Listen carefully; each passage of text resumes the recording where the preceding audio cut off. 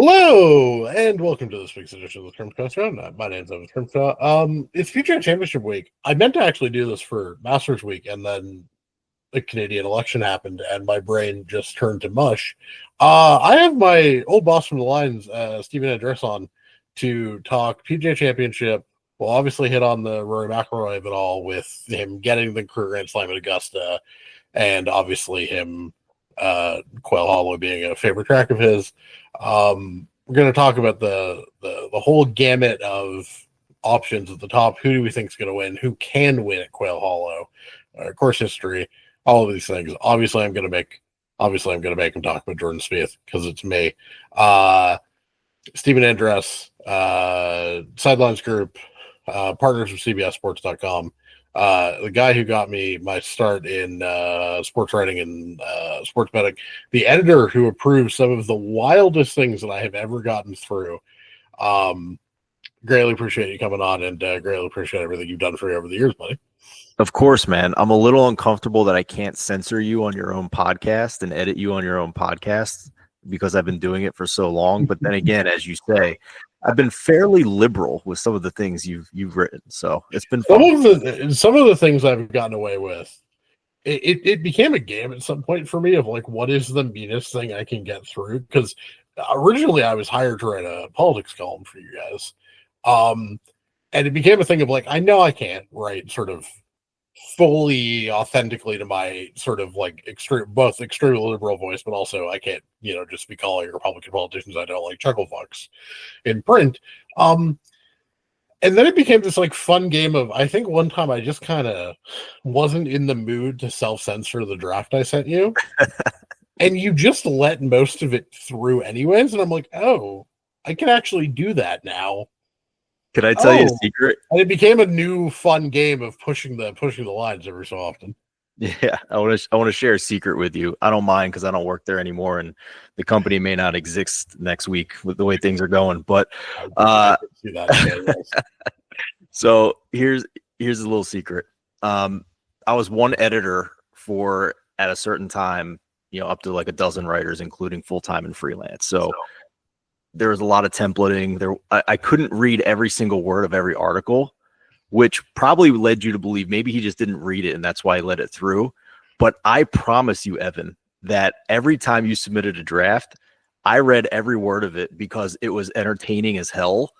And also because I needed to make sure that, you didn't get us canceled at thelines.com. So it was a little bit of both, but I can promise you it wasn't because I didn't read that draft.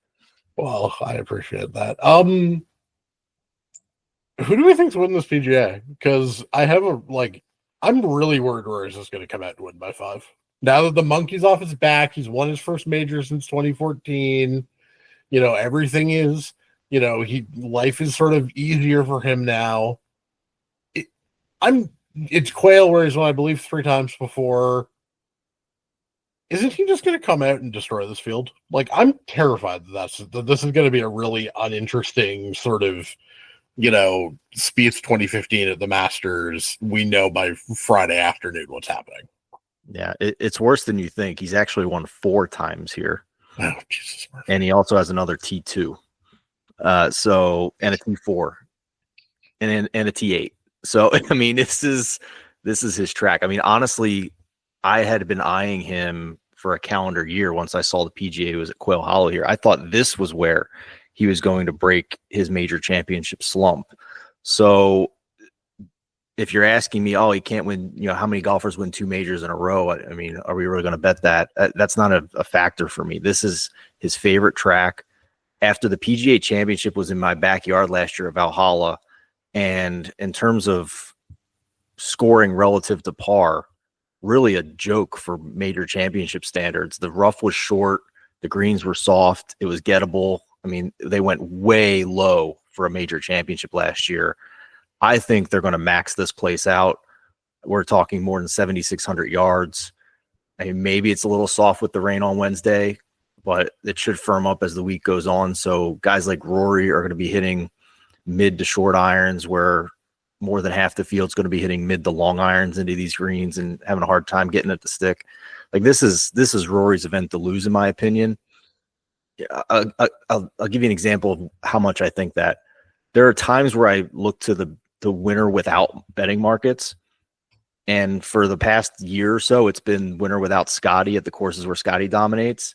And I'm having a hard time finding some value here because there are no just winner without Rory markets. It's either winner without Scotty or winner without Rory and Scotty. And I just want the winner without Rory one because I'm not even afraid of Scotty all that much at this course. So that's kind of where I'm at, man. Like we need, as we go through this podcast, I think we're going to have to try and find creative ways to find value because Rory is, I think, the deserving favorite in this tournament. So obviously Rory broke a fairly long streak of not winning here in 2021. If we want to talk about the going, back to back, he literally has gone back to back. 2014 British Open or Open Championship and PGA. Speaking of Valhalla, the time before last that was there. It's so funny. Speaking of Valhalla, quickly, it's so funny how 2014 is this like great PGA Championship, right? Probably one of the best in recent history, and then 2024 is, I think, the worst major of the 2020s. Yeah, like the late night finish. The late night finish of Valhalla is is actually one of the greater. Is one of the greatest finishes in a while. It's funny that you're just like completely out on Scotty because I mean I'm not completely out, right? I mean he's like a top 20, top 10 machine, but if we're talking about Rory at the same price at a course as long as this, that's all I'm saying. So him winning the glorified Corn Ferry event at Craig Ranch didn't do anything for you? No. I mean, first of all, that field was so bad. He was short. He was getting Tiger Woods treatment in the odds. That field was so bad. He was shorter than 3-1 to win that tournament. So, and if you look at the rest of the scoring behind him on that leaderboard, I mean, it was an easy place to score. Yes, he won at 31 under par, but when Eric Van Rooyen's shooting 23 under par and Sam Stevens is shooting 20 under par, it's not a prep for a major championship. What is Spieth shot like what 19 under par, and I don't even know that he played very well. Yeah, solo four. Certainly didn't putt very well. Right. God, Scotty's had a weird season, and I think it was fun to see Phil get made fun of for his, is Scotty going to win before the Ryder Cup? Sorry, yeah, it's Ryder Cup this year. The COVID switching the President's Cup and Ryder Cup from the odds to evens has screwed me up. But look, if there is sort of like logic and sense to this, I think it's Rory. And I think it's Rory pretty obviously. Is golf like a sane sport? Is golf a sport where logic and reason actually matters? Well, in the context of this week, I think it does. And I'll tell you why. This major championship is not like others where we are trying to diagnose and handicap a course that isn't typically in the rotation for the season. This is a repeat course for us. They play the Wells Fargo here every year. So we know what this course is like. We know it's long. We know it favors bombers. We know that scoring is typically difficult relative to par in most cases. So we have a lot of years of data, at least with the PGA Tour players here in the last recent years, to tell us what tends to do well at Quail Hollow. So to me, this has been the least amount of time I've spent handicapping a golf tournament all year, to be honest with you, Evan. Like I spent more time. Last week was the fun handicap, right? Brand new course at the Philadelphia Cricket Club. Last week felt like I was handicapping a major, honestly, with trying to figure out what matters at that course. This week is just like old hat. I brought up my same model that I've used in recent years for Quail Hollow. I've done a few more variations just to note that I do think it's going to be scoring difficult relative to par. I do think they're going to grow the rough up a little bit. But yeah, this has been a fairly boring week of golf handicapping for me because we are at a repeat venue. Yeah, and certainly from like Quail doesn't have, like, the thing about Augusta is Augusta. It's special, and so the repeat nature of it means that it's still sort of fun to dig into trends or whatever. And it's like Quail is fine. Yeah, like at Augusta, the greens are so tough that you could still have a short hitter like Patrick Reed, who's just amazing around the green player, or a guy like Colin Morikawa who can't putt, but nobody else can putt at Augusta, and he still finishes top 10. So even though Augusta is long, you still have that because there's also no rough at Augusta, right? They're the widest fairways of almost any place in the tour rotation. So there's no penalty off the tee. That's the difference with this, I think. I think long and straight is a huge advantage here at Quail Hollow. So do we think the rough is going to be penal enough that Long and Wayward, aka Bryson DeChambeau, is actually going to be penal, or is there a chance Bryson just wingfoots this and plays extremely good bomb and gouge, and the rough doesn't really matter to him? Well, because obviously we haven't seen what Bryson. We haven't really gotten to see like new Bryson very much at Quail, given he left for Live, 4 years ago or whatever. Let me put it this way: I don't think this is the Mexico Open where like accuracy doesn't matter at all. I think this is. I'm still emphasizing driving distance more than driving accuracy, but I'm not completely omitting driving accuracy in my modeling. I've used driving accuracy and strokes gain off the tee to kind of have a bit of a blend of not exactly what the total driving stat is, but maybe, 3/4 driving distance and another quarter with accuracy, using that off the tee strokes gain data. So I don't think Jake Knapp is contending this week because he can hit the ball really far, right?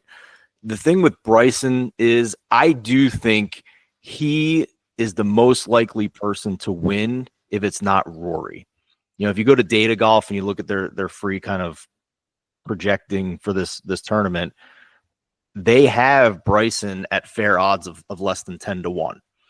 And it's the first time I can remember that 3 guys have, by their projections, a better than 10% chance to win this tournament. I can't remember ever seeing that in recent years. So the fact that Bryson has moved from 18-1 to win this tournament while the Masters was going on to now shorter than 10-1, it's a huge move, but I think it's fair given the course that we're dealing with here. So, if I'm going into this tournament, I haven't bet anything yet. And for me, I'm typically looking for no worse than a net 7-1 payout when I'm betting golf outrights. I can't get that at the current prices with Scotty and Rory. I can still get that with Bryson DeChambeau. So that's where I would be looking if I'm trying to take on Rory is 100% looking at Bryson, because last point on him, Evan, I do think that he has matured a little bit with his off the tee play since like peak bulky Bryson, where he's just, acting like he's trying to win a long drive contest. I do think he is finally matured and understood that he can take a little bit off of that, still be one of the 2 longest guys off the tee in the field, and add a little bit more accuracy, and it pays huge dividends. So I'm not so worried about his accuracy off the tee this week. I mean, that would be the way that he wins it, is by taking, not trying to outdrive Rory 15 yards on every hole and just being like, nope, I'm going to slightly control my swing more. Last 5 winners at Quail Hollow. Rory in 2024, I totally forgot that he won by like 5 strokes last year. I don't remember that tournament in the slightest. Wyndham Clark 2 years ago. Max Homa has won it in 2022 and 2019. And Rory in 2021, which I didn't remember. Rory did not play, though, in 2022. Why did he not play Wells Fargo in 22? I don't know. No. So a little asterisk on that when you said it was Homa, right? Yeah. It was Homa, Home is weird. Has he gotten his game back together to any extent, or is he? Because I know he T12 at Augusta. I think he got back into the field, but like his game has gone away from him, and it's very unclear what the hell has happened. So my understanding is going into this season, he had a swing change. I don't know if he changed coaches or what, but he definitely went through a swing change. And from the Farmers, which he's typically been good at, where he was so bad he WD'd, all the way through the Valero in April, he didn't gain strokes on approach in any tournament. And he shows up at the Masters and he found something. He gained on approach, even though he lost a little bit off the tee, and he finished T12. Gained a little bit again on approach at the RBC, but finished 70th, and lost again on approach at the Truist last week at Philly Cricket Club. But found the driver last week. Yes, that is true. So, but which had also been pretty bad for him outside of basically API, going back to Torrey Pines. Yeah, but to answer your question, I have zero betting interest in Max Homa this week. I don't care what he did at Augusta. Okay, just two-time winner. I'm sure people, and it's a name that people recognize. What? How far down am I going to have to scroll before I even find his price? Who are you thinking of? I know. I'm just trying to figure out what Homa actually even is. Oh, I would imagine at least 100 to 1. 160 to 1 on DraftKings. This is what I opened for. That is the thing this week. I mean, when you have two guys that are 5 to 1 and another guy who's shorter than 10 to 1, some of these guys you typically see with prices shorter than 100 to 1 are going to be a lot longer than that. So, and that's what we're seeing with Homa, at least in the outright market. Yeah, for sure. What do we do with speaking of people who are pretty interestingly priced in the outright market? Joaquin Niemann, 30 to 1, obviously keeps winning live events. Nobody has any idea what to do with the ability to win live events. He has one T15 in a major in his career, and that was, I think, precisely a T15. What do we do with Joaquin Niemann? Like, do we care about this? Do these live wins? Is it just a policy of show us that you can actually do it against a truly elite field? Like, yeah, what do we even do with him? I'm not putting a penny on him in the outright market. I mean, that's for sure. He has to show it to me first that he can contend a little bit. I mean, even at the Masters, when people started thinking on Thursday, maybe he's got something here. Maybe he's figured it out. He shot pretty good on the front nine, if I recall. He was under par, and he wound up shooting even par for the day and shot even par for the tournament and only finished T29. So he's already had one chance at a course where he could let it rip off the tee and not have to worry about accuracy. And he does have good distance, but if he couldn't do it this year at the Masters, like, why am I going to go back to the well with him? And his price isn't he's 33 to 1.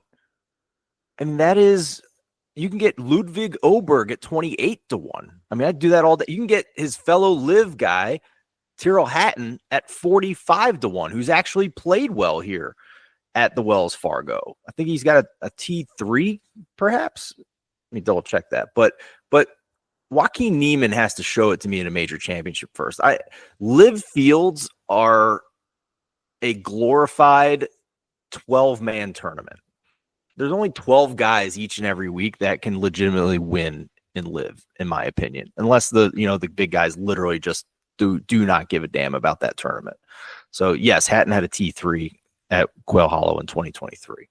So I'm good on Niemann, man. Like, I'm all the way out on him. I might even be looking for Matt. If he's going to be priced at 33 to 1 in the outright market, as we record here on Tuesday, there's not a ton of matchups out yet, but that means if he's 33 to 1, he might be priced around guys like Oberg and Morikawa and Hatton, maybe Cantlay and Hovland in these matchups. And yeah, I'm not going to be picking Niemann in those. So let me tell you.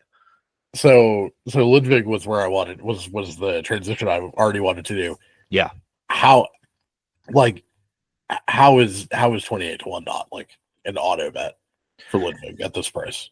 Yeah. To me, I think you can make one of two decisions this week. And this is under the assumption that you feel 5 to 1 is not bettable for Rory, right? For most golf bettors, 5 to 1 is tough to swallow. So if you've decided you're not going with Rory, then you can go one of two ways, in my opinion. The first is just basically single bullet Bryson. Maybe you mix in a couple triple digits or something. I don't know. That's option one. Option two is Oberg for me. When he showed up at the Masters after, some pretty bad form, he had back-to-back cuts coming into the Masters at the Players Championship and the Valero.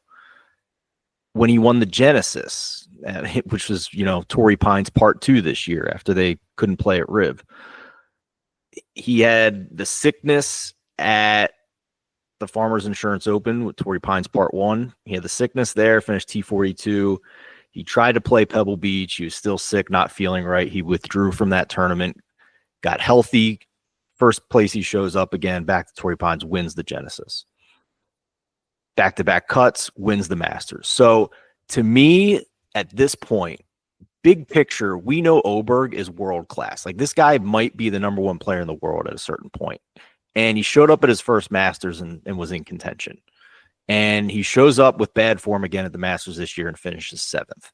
So this is now a guy that I've kind of put in the big game hunter category, where I don't really care, almost like a Koepka in a way, where I don't really care what his form is going into a major.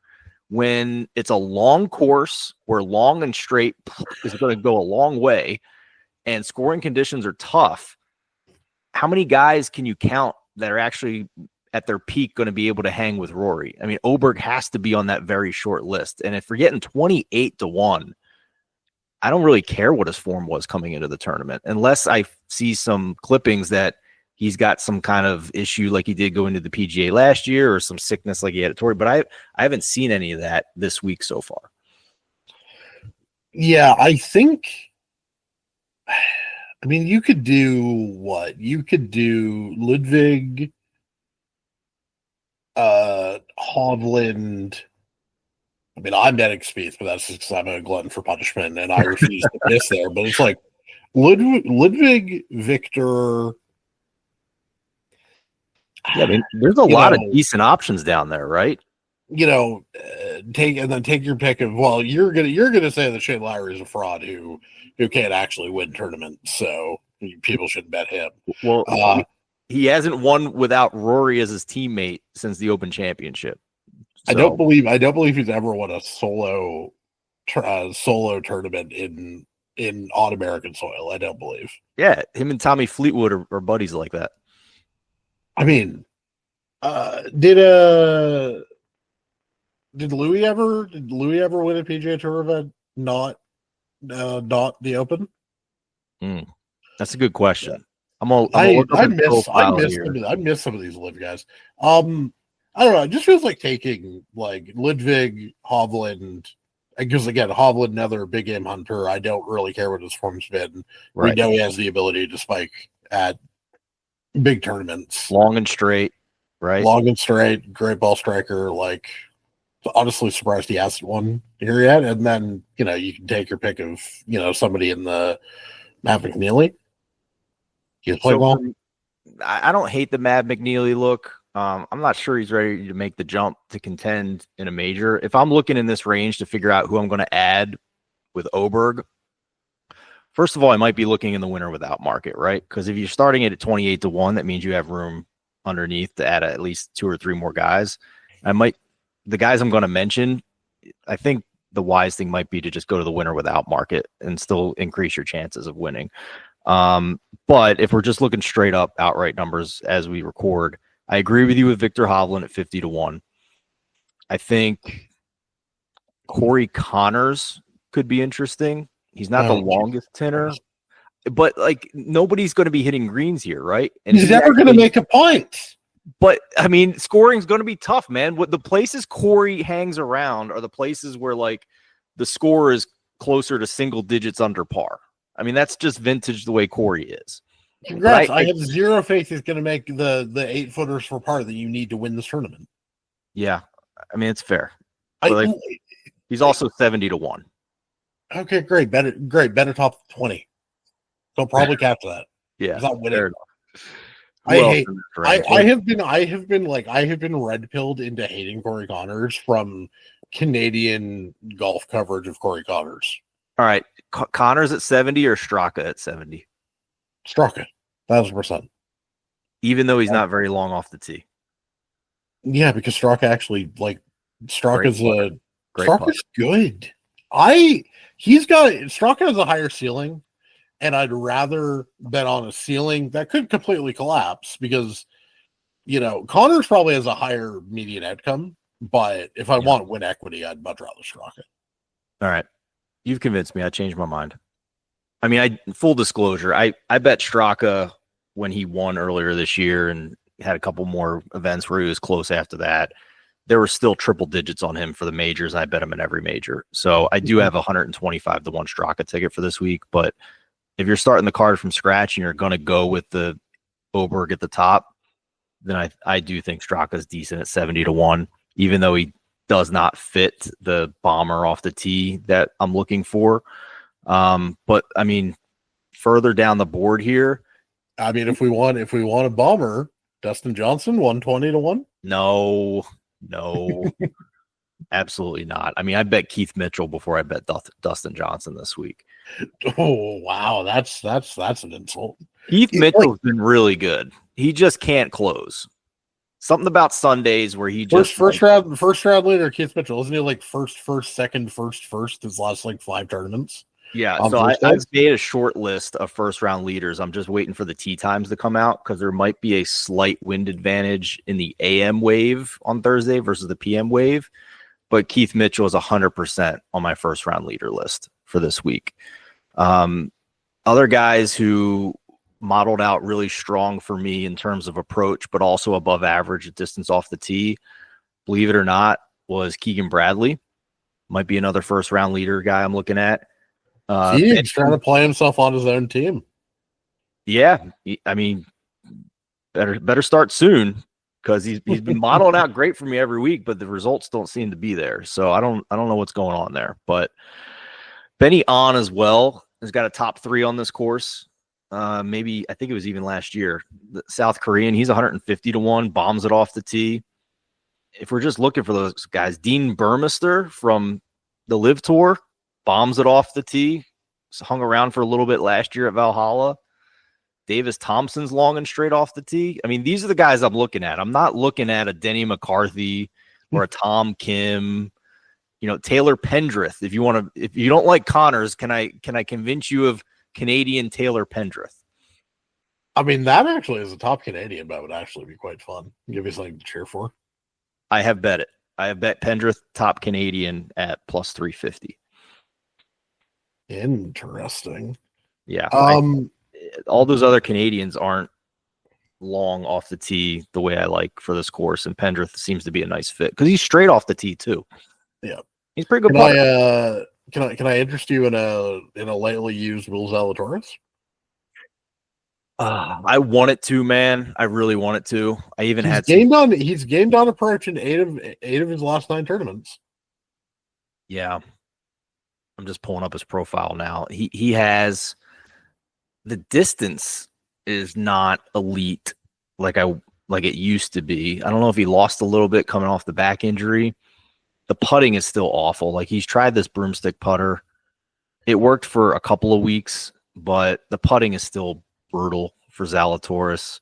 He has not finished top 25 since the Arnold Palmer Invitational, which is probably, I mean, at least in terms of courses they played this year, is probably the next toughest course they played to what they're going to see here. He was T22 there. If I felt like he was closer to all the way back, I'd be right there with you because peak Zalatoris would have been a great fit here. I just don't know if he's all the way back, man. Nearly 4.5 strokes gained on approach at Heritage. Short course though. Sure.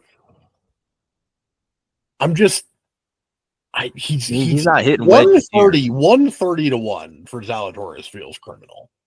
Well, this is where I feel like we got to get creative this week, right? Because is Zalatoris really going to beat A game Bryson or A game Rory? No, probably not. Unfortunately, we're probably gonna get at least one of those 2 or one of the 3, including Scotty. somebody's going to be on the right game. Yeah, I'm damn confident.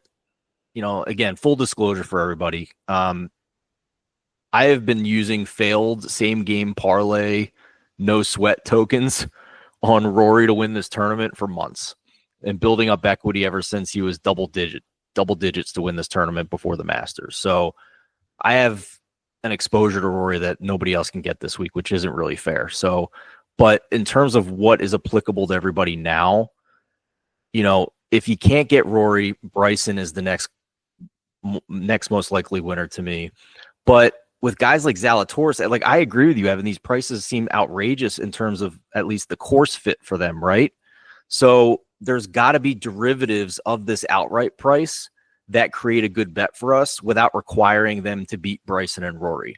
Is there a matchup somewhere with Zalatoris since he's 150 to 1? Is there a top 30 bet that is plus money since he's 150 to 1? Just something like that we might be able to create value on, because all those derivative markets are mostly priced off of what the outright is. So I think there's money to be made 30, there. Top 30, including ties, plus 170. Top 40, including ties, plus 105. Will Zalatoris. That's pretty good. That's pretty good. Those are getting my money. And I assume guys like Benny On and Davis Thompson and Taylor Pendrith are the same, if not better, because their outright prices are longer than Zalatoris. So, slightly better for both of them. Pendrith's, slightly better as well.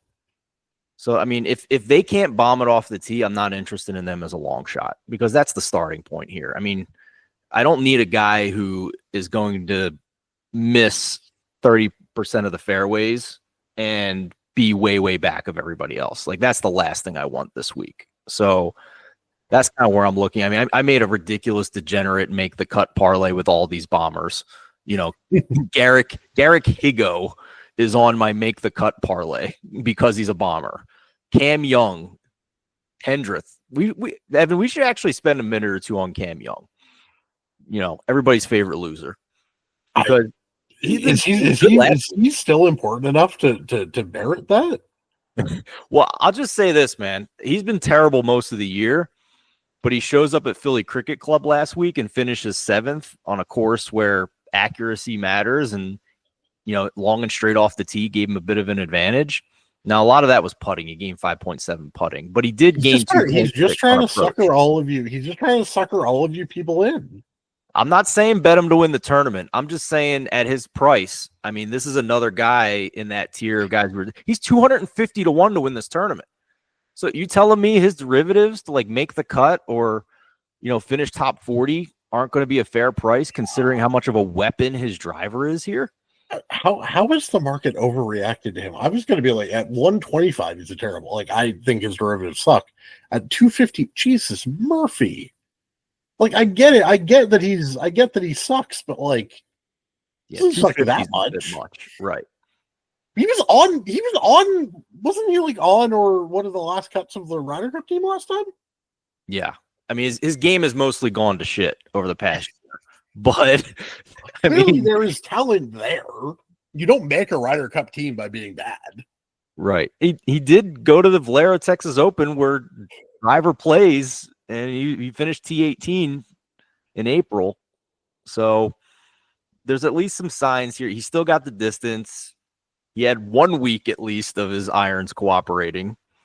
So again, if I'm taking a long shot this week at a 7,600 yard course set up by the PGA of America, who cannot have been happy that they got the CJ Cup Byron Nelson at their PGA Championship last year, I think driver is going to be a big weapon this week.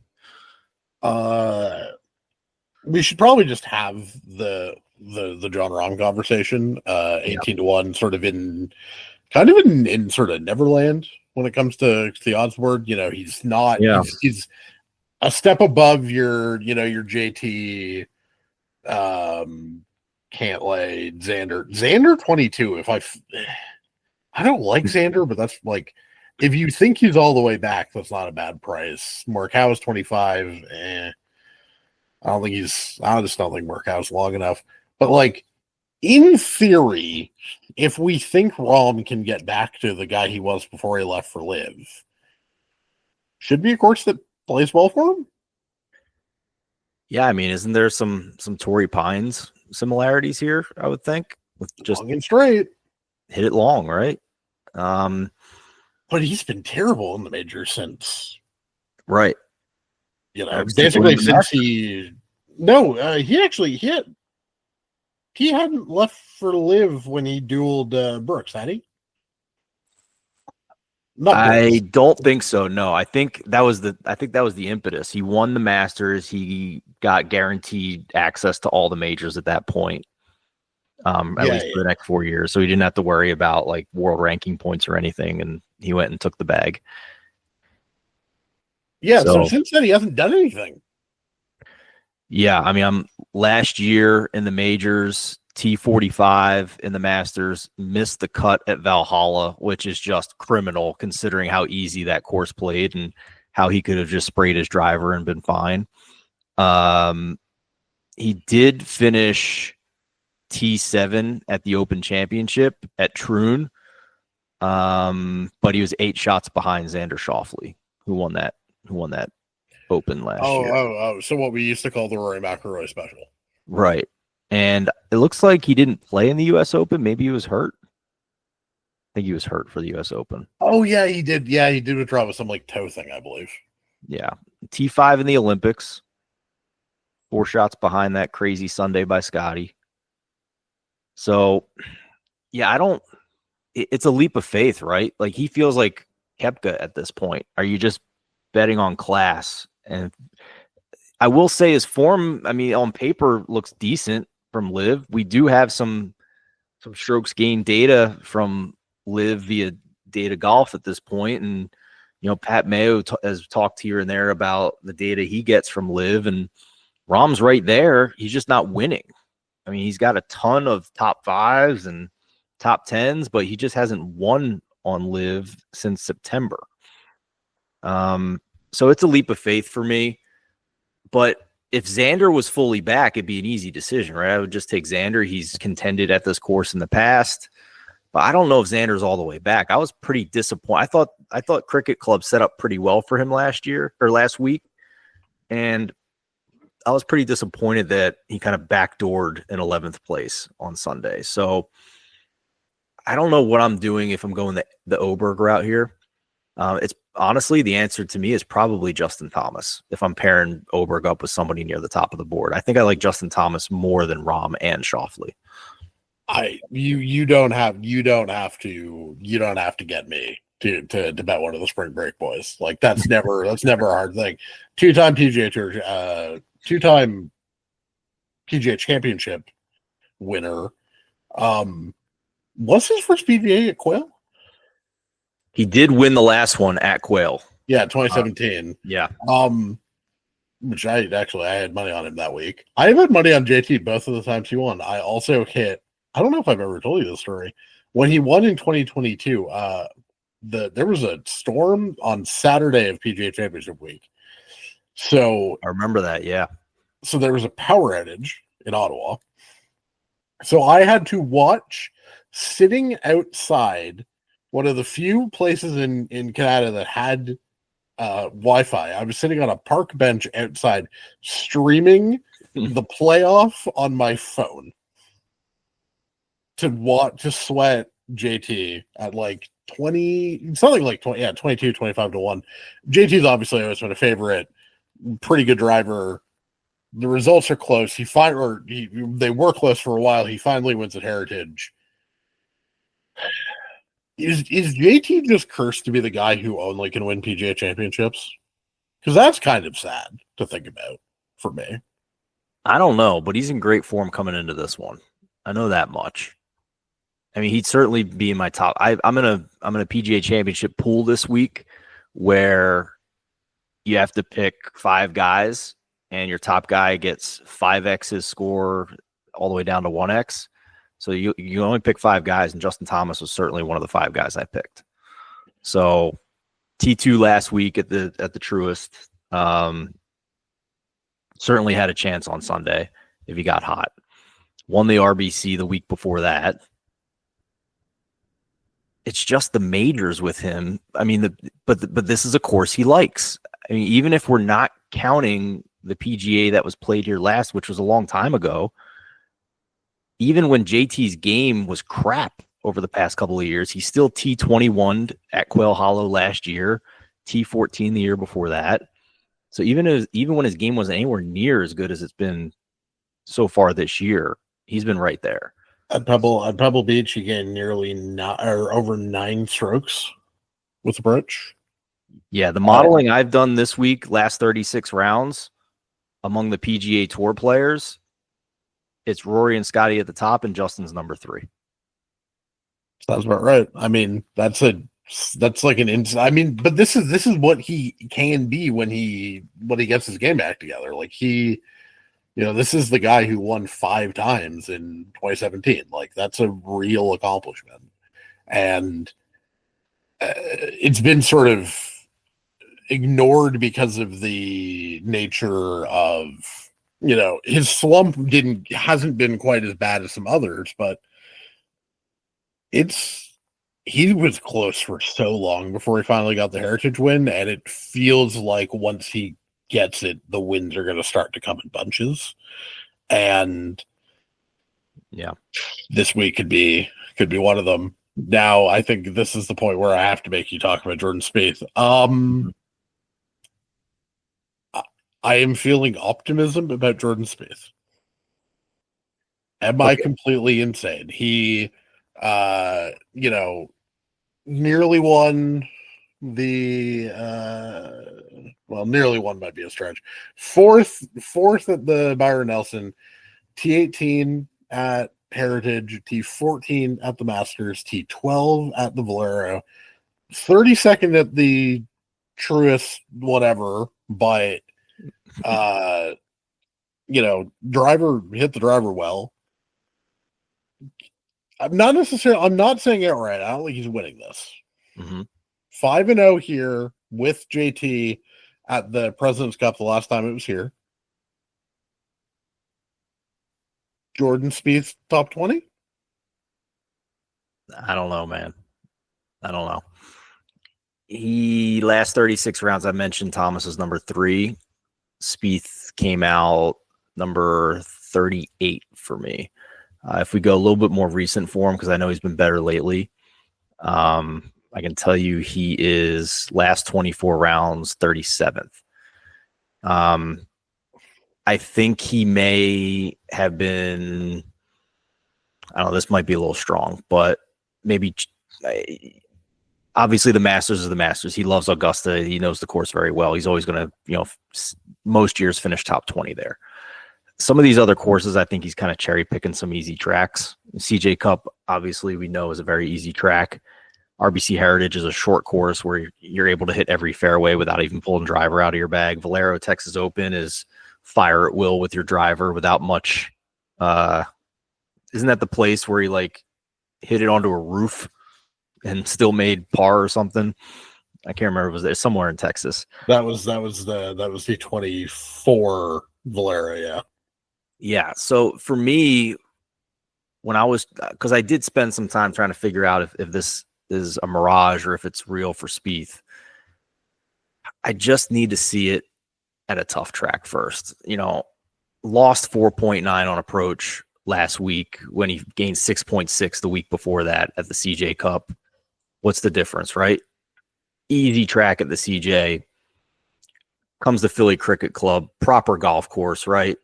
I mean, we all watched it. Tough greens, sloping everywhere. A little bit more pinpoint accuracy required at Cricket Club last week, and he just was not great with his ball striking. So, are we treating Copperhead like it's not a tough course? That's fair, man. But he hasn't really followed it up, has he? I mean, no. The consistency hasn't been great. He also finished 28th at Copperhead at the Valspar. Yeah, look at that. Yeah, but look at that stroke scan number, or look at the approach. I can't argue that, right? Look at the approach number in Phoenix. Okay, I can't argue that, right? But clearly, nearly 8 strokes at Copperhead, 7-ish at Phoenix. I can't argue that, but what I can argue is that this is a major championship and it requires every facet of the game. So that's my concern with Spieth this week, is that he's had peak weeks in certain areas in his game, mostly with the approaches, which is what we're looking for, right? I admit that, but for whatever reason, he hasn't been able to put it all together for 4 days for most weeks this season. And we're talking about just a track where it's going to require that with how meaty and long it is. And I'll give you another stat here. I just pulled up last 24 rounds in difficult scoring conditions and courses longer than 7,400 yards. And in terms of just strokes gained total, Spieth is 32nd in this field. So that's my concern, Evan. Spieth is. I guess you're just going to say that most of this is just Augusta, and therefore it doesn't count. It doesn't mean anything. But like, even when he's bad, his major performances are still normally pretty good. Are we going to have a Spieth top 20 bourbon bet? Is this what this is boiling down to here?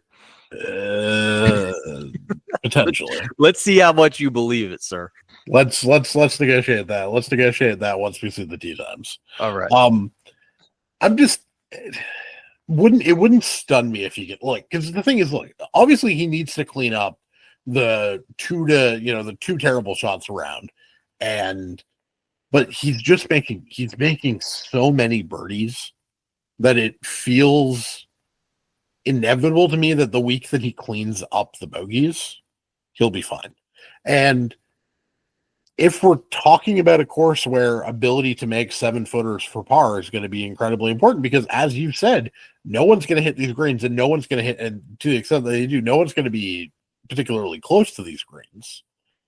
Then yeah, your ability to putt well and your ability to save par is going to be what wins this tournament and what contends you with this tournament. And are we really saying short game wizard Jordan Spieth can't save an abnormally high number of, can't get up and down an abnormally high amount?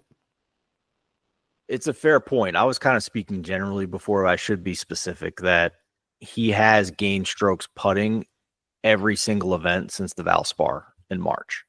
That is 6 consecutive events he's gained strokes putting.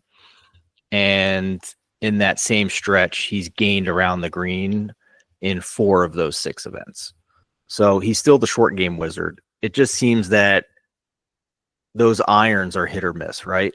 Yeah. He either has a great week with the irons or he has a completely disastrous week with the irons. It's a fair point. So what do you believe is going to be this week, right? Yeah. I don't know. Let's do it. Usual terms, top 20. The answer I get ties. Listen, but nobody else can get in the bourbon bet. That's fine. I'll give you the ties, top 20 in ties. That's fair. Yeah. For the people who can't get in on this bourbon bet, though, isn't he the perfect player to just watch round 1 and see how the irons look and then decide on some type of live position with Spieth? Isn't that what live betting is made for, this current Spieth situation? Yeah, for sure. Obviously it depends on whether he tees off on. Do they do split tees or everybody goes out off one here? This is the biggest field of the entire year because you got all these PGA of America professionals who are playing. Right. Oh fuck! Is Michael Block in this fucking tournament? He is. Oh, so I've actually been perusing to see if any book is dumb enough to give us like a Michael Block prop or a Michael Block matchup because he's like quasi famous. And I haven't seen any yet, but yeah. Has any person done more damage to themselves than the Michael Block media tour? Just completely destroying whatever goodwill existed. Are we sure he didn't make a boatload of money on appearances after that? I mean, he was out there playing some charity event or something with DJ Khaled. Like, are we sure he didn't find an agent to just maximize that for the next 12 months? Oh, I'm sure he did, but yeah, I mean, he's a caricature. Unfortunately, it was completely insane. Him saying to Rory's caddy, you know, do you usually hit your I think it was like some chip shot. Do you usually hit it that well? And he just went, I usually hit it better. Fucking oh my god. It was the whole, fun like, when it if was I had happening, distance, and then I'd he be out opened his here with these guys. No, you wouldn't. No, you wouldn't. And we know that because you've played like a half dozen, you've played a fair number of these events over the years. I'm excited about Quail for a lot of reasons. I like the variety of yardages. Like long, you've got a couple of short fours.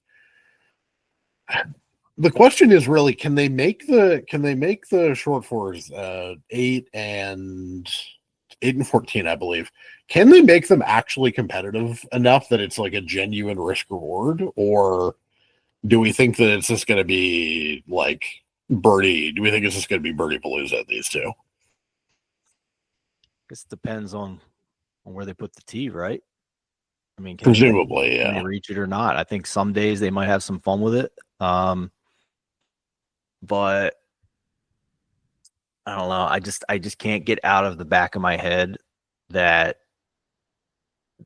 cannot have been what the PGA of America wanted at Valhalla last year. Just cannot be. At least they've got water. At least they've got water on the left of 14 to protect it a little bit. But 8's just pretty much like. But even if they push it back, it's like, okay, great. So everyone's just gonna have a 70-yard wedge shot in. Like, that's fun.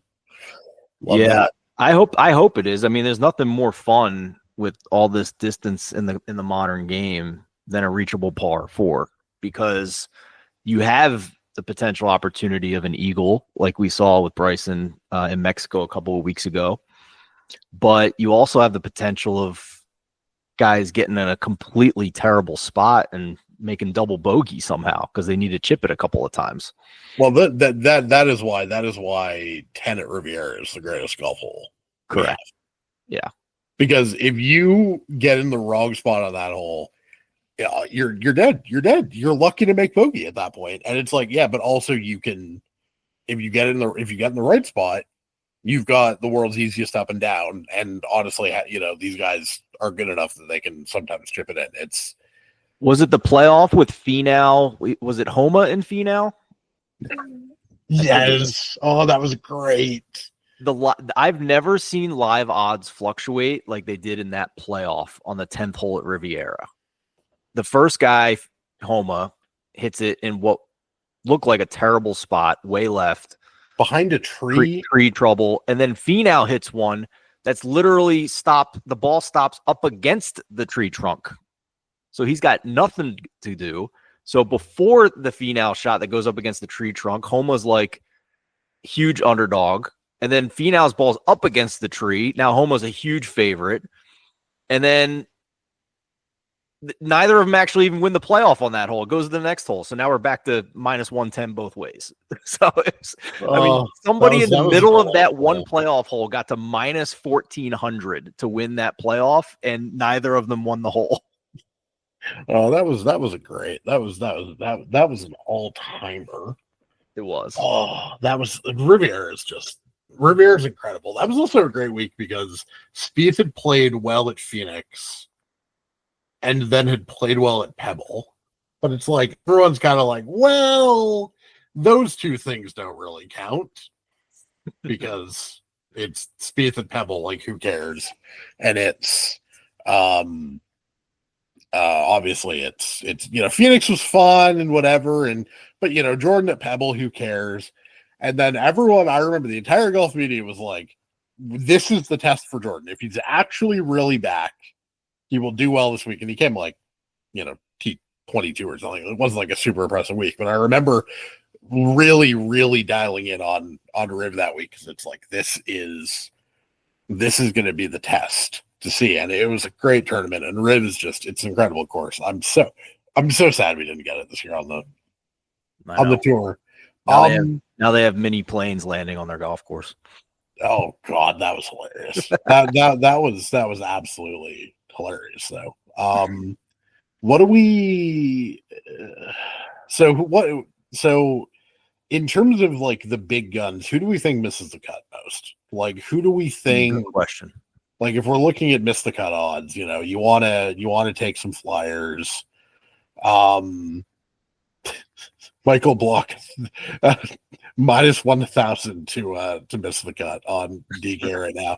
So Scotty 9-1 to miss the cut, Rory 750, Bryson 4-1, Morikawa 360, Rom 360, Xander 340, JT 330, Ludwig 3-1. Everyone else sort of decreasing from there.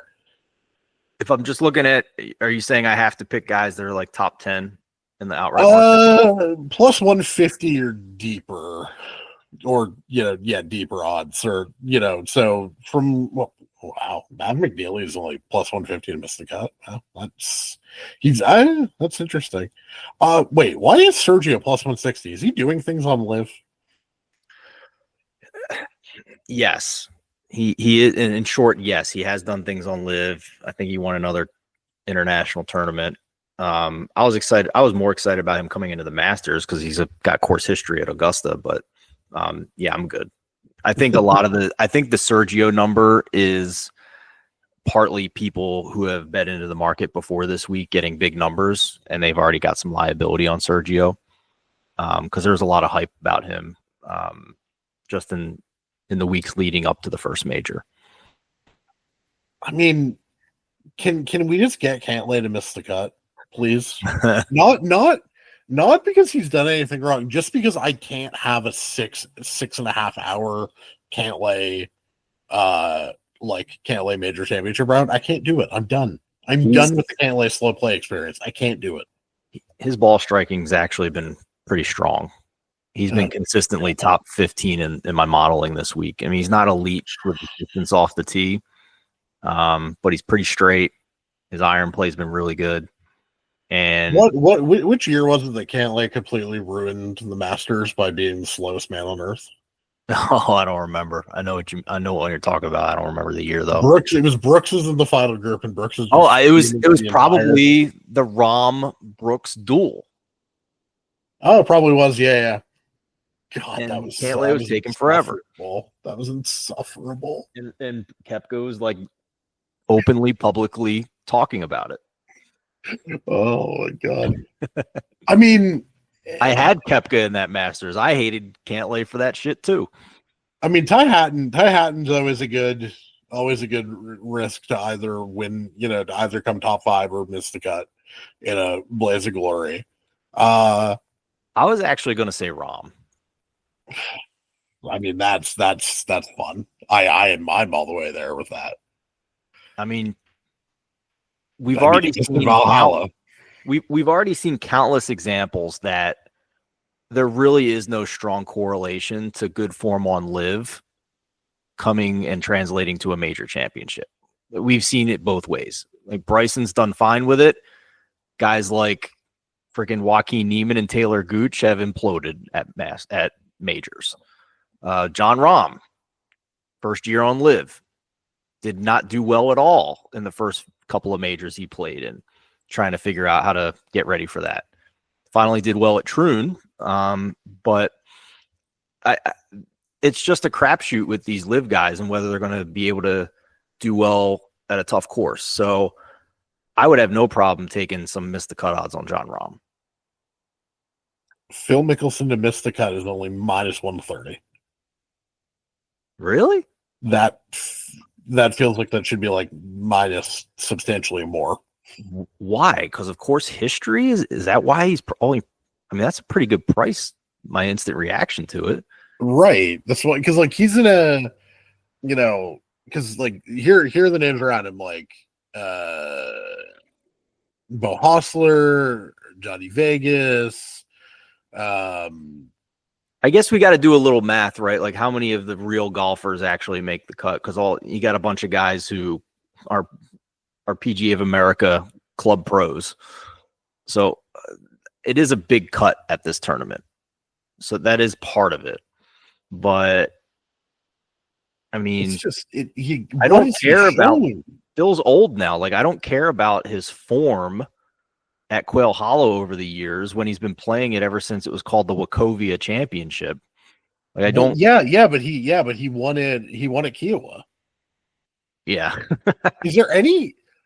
Okay, what is more random, the Jimmy Walker PGA or the Kiowa Phil PGA? In terms of just like how the hell did that happen? I mean, probably Jimmy Walker. I could at least like spin a narrative that doesn't sound totally outlandish that Kiowa just played so damn tough it became a chipping contest around the green, and Phil's the wizard at that. So, but usually the old guys don't win that, right? Like Tom Watson didn't win that Open. Yeah, you're right. I mean, but usually gave it away. That was another one I had Brooks in. I had Brooks 50-1 in that one too, and he gave it away. I mean, Phil tried to give it away, and no one was there to take it. I know. Like, I mean, in terms of trying to give it away and just couldn't, it's Phil at Kiowa, and it's Hideki's Masters. Yeah. How the hell did Hideki win that thing? It was that man did not. I don't think that man hit a fairway on the back nine. In the tree, he kept he bounced off the trees on 13. Yep. That got completely bailed out. He hits it long of the green on long into the water on 15, and Xander's response to that is to go in the water on 16. Mm-hmm. Xander Fraud Watch was started that day. If he just gets whatever, it's fine. I'm not still mad about that's from 2021. It's fine. I got another hot take for you at the top of the board. It's not miss the cut, but I think I'm interested in finding some matchups to play against Scotty Scheffler. Yeah, you're really what you're really looking for is like a Bryson plus 150 against Scotty. Well, I found a pick'em with Rory, which is fine, which is perfectly fine for me. Wow. Okay. Did you realize that Scotty Scheffler has never played at Quail Hollow? This is the one that he skips? Jesus. Scotty Scheffler has never played at this course.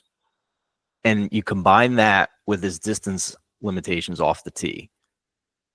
I mean, it's not crazy limitations. He's still like 32nd in driving distance. But he's not elite in his driving distance. It at least makes it interesting to me from a matchups perspective. Last 24 rounds overall, he's 55th in this field in driving distance. So if you're going to give me a pick'em against Rory at his favorite track, or at least the track he's been most successful at, and give me even better odds against literally anybody else they put him up against in a matchup, that could be interesting to me. Was Scotty not on the President's Cup team here?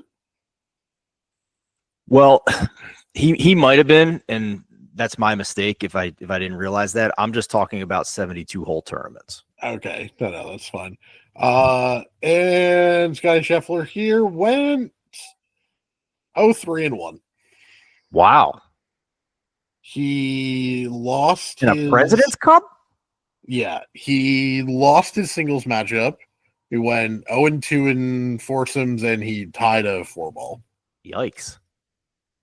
He lost to Siwoo Kim and Cam Davis. What year was this?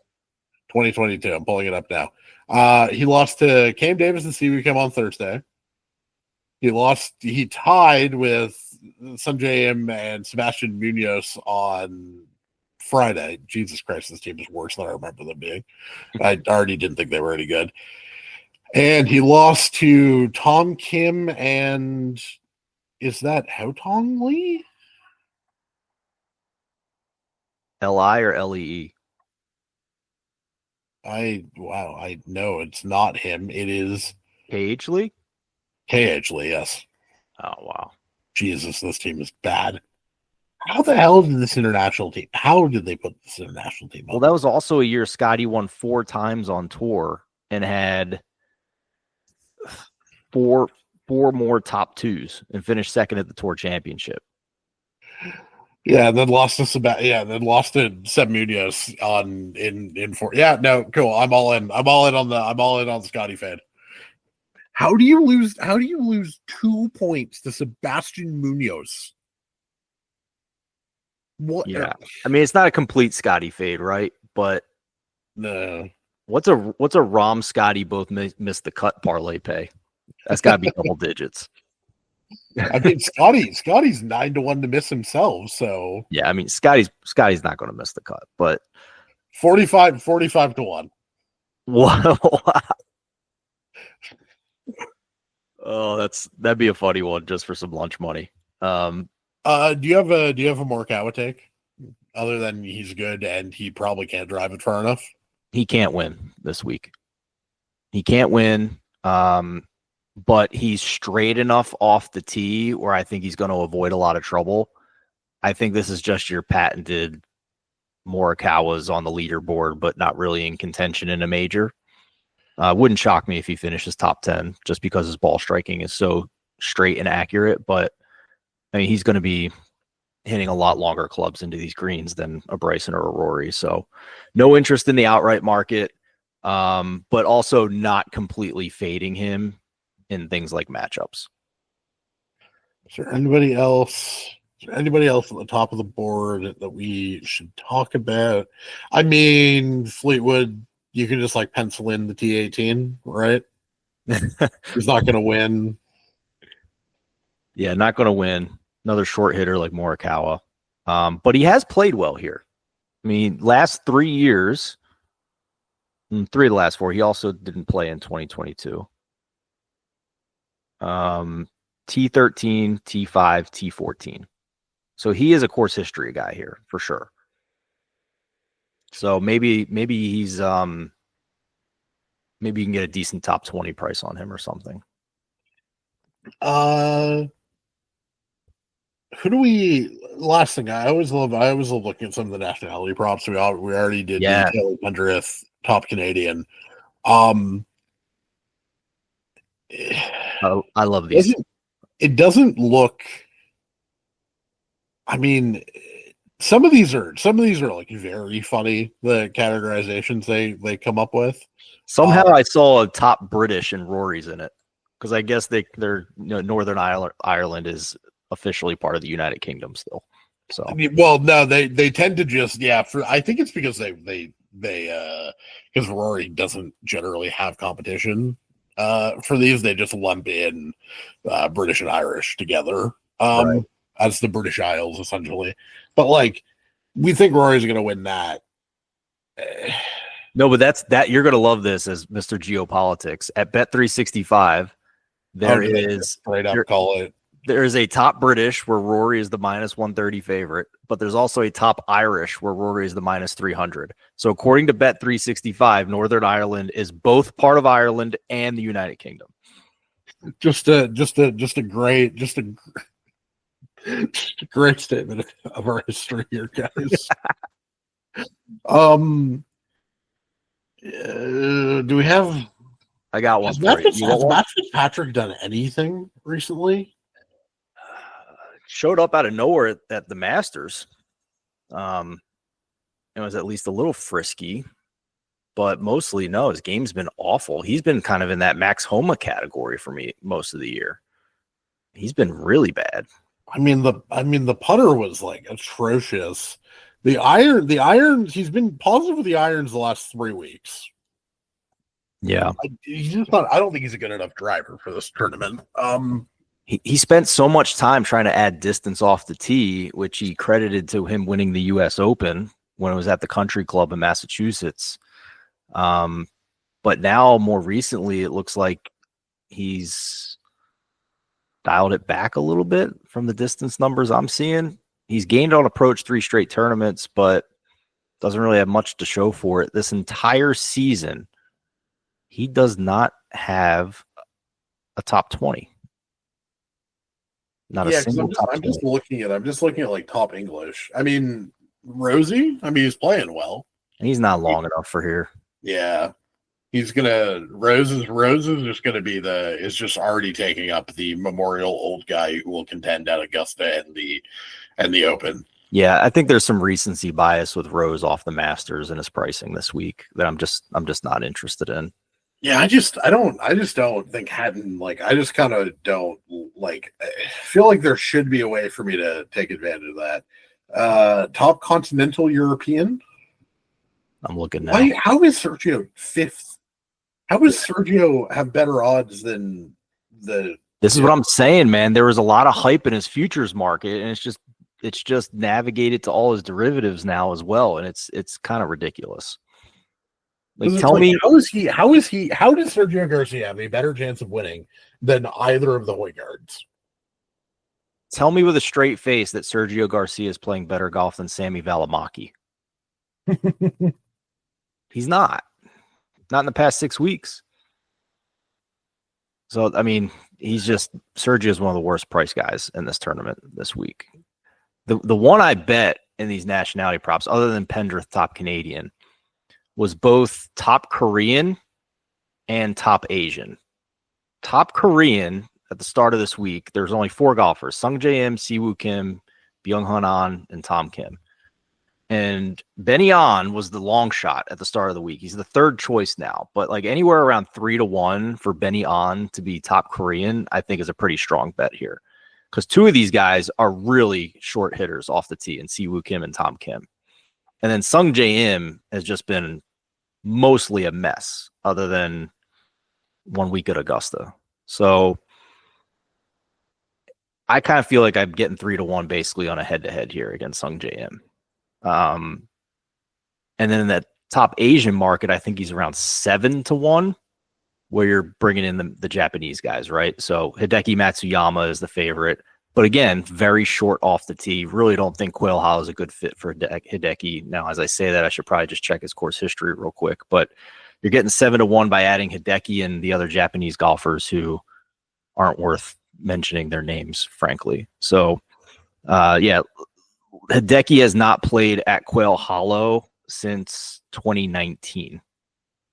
So he did finish T5 in that PGA Championship that Justin Thomas won, but that was also a very long time ago. I'm not really all that scared of Hideki because he's not long off the tee here. He's kind of in that Morikawa category for me. Maybe he's, top 20, maybe even top 10s, but I think Benny On with his distance has already shown that he can get really high on this leaderboard if we need him to win a side bet like this. Yeah, for sure. Do you have any other hot takes? Do you have any other opinions you need to get off your chest? Anywhere last to go before we depart into this major championship week? The only thing I was going to suggest is, did you want to just real quick rapid fire go through the top 10 guys on the odds board and say how they've done at Quail Hollow? Oh yes, that's a good. Yes, that course history would be very good. Yes, right. Scotty has never played and did terribly. Right. Rory has won 4 times and basically it's like a T10 machine here. Right. Bryson next. Bryce, obviously, he went to live, but he played here in 2021 and 2018, where he was T9 and 4th. So he's got some good course history. Another Rory Bryson duel would be sick. We need Rory redemption. We need the Rory redemption. God, here's my thing. I can't have Bryson. I don't care if Bryson wins 17 US Opens. I really don't care. I need Rory to beat Bryson to get revenge for last year, and I need Bryson to never win at Augusta. Those are the only 2 things I need in life. I need Rory and Bryson in the final group on Sunday this week, and Bryson trying to talk to Rory every hole after he made the comment after the Masters that Rory didn't say a word to me the whole day. Like a goober. I can't believe he said that out loud. I can't believe he said that out loud. Like, just say we were focused on our own rounds. That's all you had to say. Whatever. Has Rom done anything useful here? Rom has played Quail Hollow twice. He missed the cut in 2021. and he finished T58 in that 2017 PGA Championship. Yeah, I think I'm going to bet Rahm to miss the cut, at least for a couple bucks. I think I'm with you on this. Xander. Xander has good course history here. If you remember, he lost that duel with Rory, and Rory pulled away.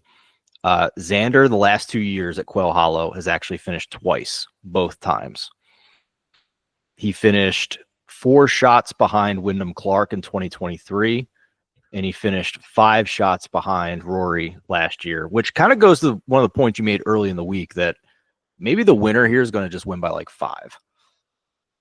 Maybe I'm very worried that this is just going to be that one of the top guys is just going to bring their A+ game, and it's just going to be a bad Sunday. If I thought Xander was all the way back, then he would have been on my card. But yeah, but the thing is, if he was all the way back, his price would be 12, not 22. Yeah. I mean, even if he was 15 or 16, I'd probably be in if I felt he was all the way back, because the course history is 100% there, and he's obviously one of the best all-around players when he's back. I just don't think he's back. So he's the one player where I really don't care about his course history this week because of those other factors. JT obviously won here in 2017. Yep. Morikawa. He has played here twice each of the past 2 years. First time here, he missed the cut. Last year, T16. So, I am calling that good progress. I think. And then, that's everybody under 30-1. Even I don't care what his course history is, because I frankly don't care about like the live guys. Just like willingly choosing to take themselves out of like anybody caring and then getting really mad that nobody cares is one of the more annoying storylines of golf. Like, I mean, it's going to be fascinating to see because Brooks and Bryson have to re-up their contracts with Liv. And if neither of them do... Yeah, I don't think they are. At least not until this joint venture is figured out. Well, but the thing is, I think the PGA is slow walking this, knowing that those guys have to re-up, and if they don't re-up, then the tour's sort of implicit thing will be, we'll waive your suspensions, or we'll waive whatever discipline, quote unquote, you're owed. Because if Bryson leaves, the Saudis aren't going to keep pumping money in. Yeah, but if Bryson comes back to the PGA Tour, he can't do all this YouTube stuff that he's so fond of. That has gone a long way to helping his bottom line and his marketing globally. That was his. Scheffler and JT have both shown up on Grant Horvath's YouTube channel. Like, I don't think that actually should inhibit him that much. There's some type. I don't know all the details, but I just remember when they left, Phil and Bryson both had a similar gripe that they didn't own their own intellectual property and that they were not allowed to create certain kinds of content on the tournament grounds during a PGA Tour tournament week. Respectfully, I heavily suspect that if Bryson's condition for killing Liv and functionally killing the splitting golf without the PGA Tour actually having to give anything up, I heavily suspect that they'll be able to Spieth and Co will be able to make a deal. What would be really funny is if all these original contract guys expire, come back, and Rahm is stuck on Liv for 2 more years, playing David Pooch every week. I mean, that is really where we stand at this point. Like, it's we didn't even really talk. Do we care enough about Brooks to talk about? Like, does he warrant a conversation? He's like 60-1. Nothing has suggested he's going to do anything. He hasn't even done anything at the majors for a while. But like, I don't know, maybe. I'm too scarred, man. Like I've thought I played Koepka perfectly in this same exact situation in 2 other majors that we've talked about on this pod. The duel with Rahm, where he couldn't outlast him over that like 27-hole Sunday or whatever it was. And then Kiowa, where he was also 50-1 and let a 50-year-old beat him. So like, I understand the thought and the narrative that when Koepka gets to a certain number, you just bet him. I get that. And even if he misses the cut, I'm not going to say you made a bad bet. But I don't know. I just don't feel like he is playing as well as he was, even on live. I don't feel like he was. I don't know. Anything I say about him and his live numbers is going to be so anecdotal and not rooted in any type of real data. It's just, if you're betting Koepka at 50-1, it's a leap of faith. Go ahead. I can't blame you for that. I'm just not interested. I think the course is too long. I mean, Brooks got the PGA. Where was that PGA that he won? But the most recent one. That is the one major in recent years that I don't even remember a thing about. I honestly don't remember where it was. I don't remember who he beat or who was in contention, because I'm pretty sure it was the one right after he lost that duel with Rahm. Yeah. I had him at 50-1 at the Masters, and he went off at like 14-1 at the PGA a month later, and I was just pissed at the world because I didn't have him at the PGA. God. That was where might have been 22. I don't know. No, might have been 22. I don't remember. It was. Yeah, no, that was like a dark time in golf, and it was also frustrating because like no one good was actually winning any of these tournaments. Like it was. Times. Stephen Andress. Thanks for last thing on Koepka, bud. Sorry. No. The ball striking has been good for what it's worth. We do have at least some ball striking data on Data Golf for live events, and the ball striking has been good for Koepka. So take that for what it's worth, my man. Stephen Andress, thank you so much for doing this. Hopefully I can get you back on for the US Open and the Open Championship. Where is the US Open this year? Oakmont, yeah, Pittsburgh. Oakmont's going to be good. It's Portrush for the Open. Yeah, if Rory wins this week, he might win 3. Since it's in his backyard at Portrush. So he's either winning Portrush by 7 or he's missing the cut. There's no in between. That would be a fun storyline. The next most fun storyline would be Shane Lowry winning his for the first time since the last time it was at Portrush. Do you remember Rory's tournament last time at Portrush? No, I don't. 77, I believe, on Thursday. Oh my god! Including missing like a 1-footer because he was just like pissed at himself and he didn't actually line it up. He just tried to tap it in and it missed. Friday he was AM PM. Friday afternoon comes around and he just something clicks and he figures out that he's Rory McIlroy again, and he charges at the cut line and misses by 1. Oh. One of the greatest Fridays in recent major championship history. Oh yeah, I'm seeing it now. 79-65. It was even worse on Thursday than I thought. Jesus, I remember his first tee shots like 50 yards offline, legitimately. Because he was like one of the first like real people out on Thursday morning. I just remember being like, oh boy, we've got a fun one, boys. And Sunday was basically like an 18-hole walking celebration for Lowry because he was so far ahead. I mean, he shot 72 on Sunday and won by 6. Yeah, no, that was a fun weekend up until everybody else just imploded on themselves. Yeah, that was a lot of fun. I will say next year's Open at Brookdale. We're gonna have to do like a Zapruder film breakdown of the Spieth 20 minutes of bullshit at Brookdale.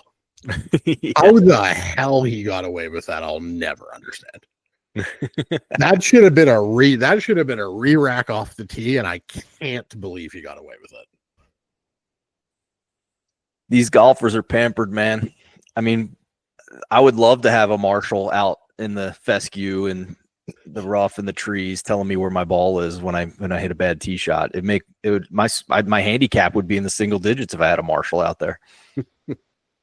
Stephen Andress, tell people where to consume your content.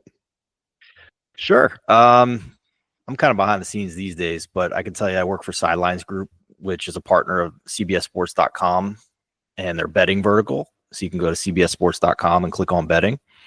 And yeah, that's about it. And you can follow me on Twitter. I'm still going to call it Twitter. Yeah, no, Twitter forever. Twitter forever. At Stephen Andress and the number 1. I share a lot of my golf bets on my Twitter. Yeah, no, you're a good follow, especially when you have a golfer in contention on a Sunday. Follow me on Twitter at eScrimshaw. Political writing at scrimshawscripted.substack.com. Sports writing, hockey, I think, is going to temporarily be on the Substack. There are future plans for that for football season because I can't dump my sports writing on my Substack permanently. I can only make my politics followers endure so much of me. Subscribe, like this video, subscribe to this YouTube channel. I had a whole outro, like intro and outro to the podcast, like completely done, like down rhythm perfect, and then I no longer work for the line, so I all my rhythm just got completely destroyed. I used to be able to do it like in my sleep. Thanks for coming on, buddy. Anytime, pal. Pleasure.